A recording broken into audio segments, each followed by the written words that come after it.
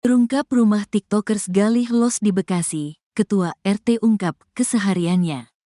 Keseharian Galih Los, tiktokers yang kini jadi tersangka penistaan agama diungkap oleh Ketua RW 06 Kelurahan Jatimulya, Kecamatan Tambun Selatan, Kabupaten Bekasi. Saiful Hayat nama sang Ketua RW membenarkan jika Galih Los adalah warganya.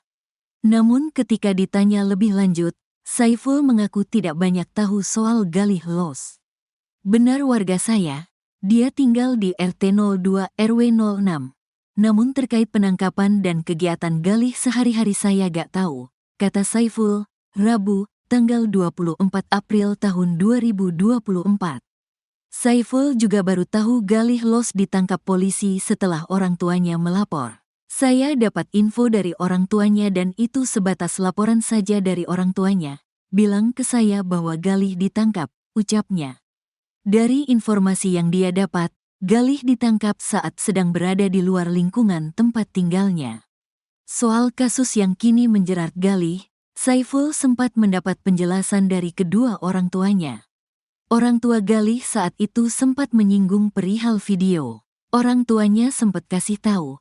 Katanya main konten gitu, cuman karena keterbatasan orang tua dan saya. Kalau konten itu seperti apa saya gak ngerti. Gapteklah urusan seperti itu, terangnya.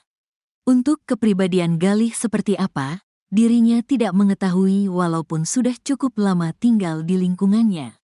Saya gak tahu Galih aktivitas sehari-hari saya gak tahu dan saya belum kenal Galih itu seperti apa. Karena kita memang jarang ketemu, jelas dia.